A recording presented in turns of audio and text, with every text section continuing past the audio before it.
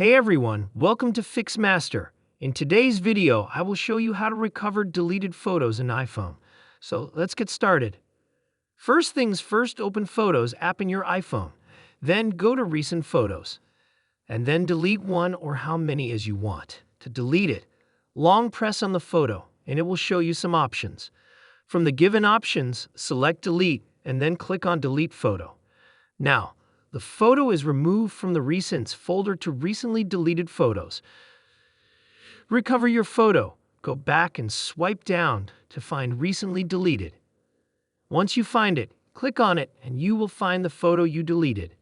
There is a disadvantage that the photo will permanently deleted if you don't recover it before 30 days. To recover the photo, long press on the photo and it will show you two options. Click on Recover. If you click on Delete, your photo will be permanently deleted.